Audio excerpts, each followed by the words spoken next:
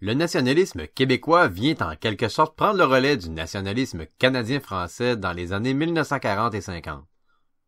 Le nationalisme d'alors est fortement imprégné par la présence de Maurice Duplessis, qui était à ce moment premier ministre du Québec et qui fait de la défense de l'autonomie provinciale son cheval de bataille et pose plusieurs gestes politiques en ce sens.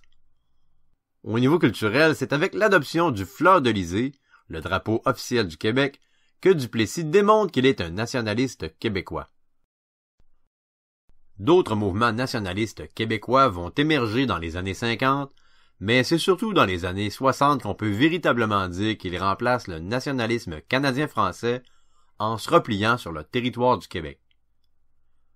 Avec la Révolution tranquille, le nationalisme des années 1960 met de côté son aspect traditionnel et religieux au fur et à mesure que le Québec se modernise et se laïcise.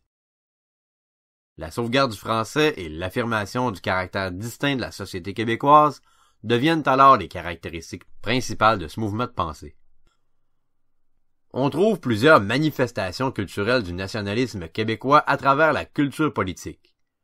On peut citer le très célèbre slogan de Jean Lesage, « Maître chez nous », ou encore celui de Daniel Johnson, « Égalité ou indépendance », qui est tiré du livre du même nom qu'il a publié pour pousser le reste du Canada à donner au Québec un statut particulier à titre de peuple fondateur de la Confédération.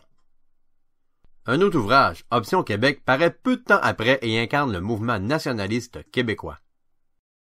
Dans ce livre, René Lévesque expose les idées qu'il défend à travers le mouvement Souveraineté Association, qui deviendra plus tard le Parti québécois.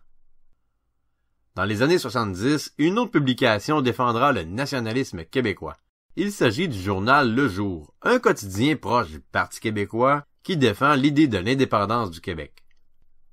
Le nationalisme québécois s'est aussi manifesté à travers différents spectacles tels que Poèmes et chansons de la Résistance et l'Hostie Show en 1968, qui réunissent des artistes de différents domaines comme la poésie, l'humour et la chanson.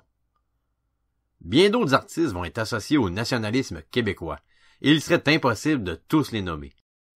Citons à titre d'exemple Gilles Vigneault, auteur de l'hymne nationaliste Jean du Pays, Félix Leclerc, Raoul Duguay, Michel Rivard et Diane Dufresne dans le monde de la chanson, le poète Gaston Miron, le cinéaste Pierre Falardeau, et même dans les dernières années le groupe hip-hop québécois Loco Locas ou le chansonnier Alexandre Belliard.